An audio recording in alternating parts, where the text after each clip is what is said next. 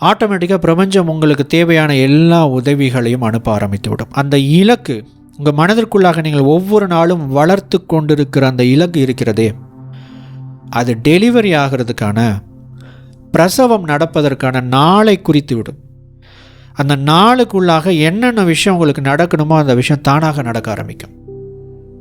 இதுதான் மேனிஃபெஸ்டேஷன். நிறைய பேருக்கு நம்பவே மாட்டாங்க, ஆனால் நடக்கும்.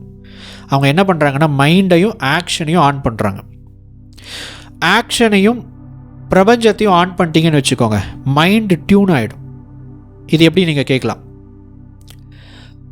இப்போது இளையராஜா இருக்கிறார். இளையராஜா என்ன பண்ணுறாரு அப்படின்னா மியூசிக் போடுறார். இந்த ஒரு பிரபஞ்சத்தினுடைய கொள்கை, ஒரு கான்செப்ட் ரொம்ப முக்கியம். இந்த உலகத்தில் நீங்கள் எதையுமே உருவாக்குறது கிடையாது, எல்லாமே ஏற்கனவே இருக்குது. அதெல்லாம் எங்கே இருக்குது அப்படின்னா பிரபஞ்சத்தில் இருக்குது. அதுதான் சோர்ஸ். எல்லாவற்றிற்குமான ஒரு சோர்ஸ், அதுதான் மூலக்கரு. அங்கே இருந்து தான் எல்லாமே வந்துக்கிட்டு இருக்கு. எல்லாமே அங்கே இருக்குது.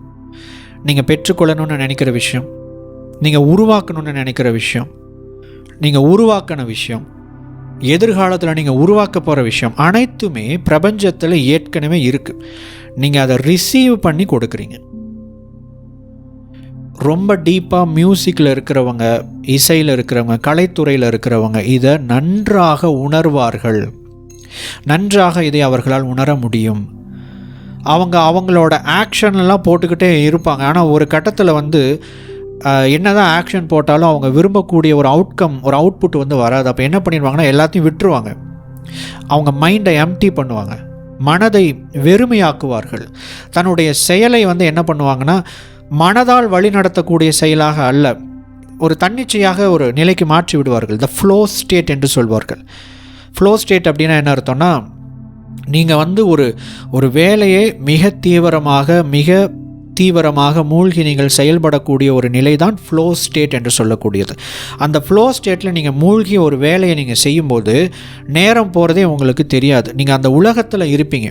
உதாரணத்துக்கு நீங்கள் ஒரு சினிமா படம் பார்க்குறீங்க, உங்களுக்கு ரொம்ப பிடிச்ச ஒரு படம் இருக்குது, அந்த ஒரு 3 மணி நேரம் படம், அந்த படம் பார்க்க ஆரம்பிச்சிட்டிங்க, படம் முடிகிற வரைக்கும் நீங்களாகவே இல்லை, அந்த உலகத்துக்கு போயிருக்கீங்க அப்படின்னு அதுதான் ஃப்ளோ. அப்படி தான் இருக்கும் ஃப்ளோ ஸ்டேட்.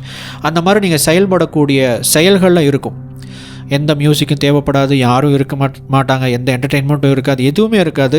உங்களுடைய மனம் பாட்டுக்கு ஒரு அமைதியான நிலையில் எதையுமே பிளான் பண்ணாமல் அது பாட்டுக்கு செயல்பட்டுக்கிட்டே இருக்கும். ஆனால் அது கரெக்டாக செயல்படும், வேகமாக செயல்படும், நேரம் போகிறது உங்களுக்கு தெரியாது. இதுதான் ஃப்ளோ ஸ்டேட்.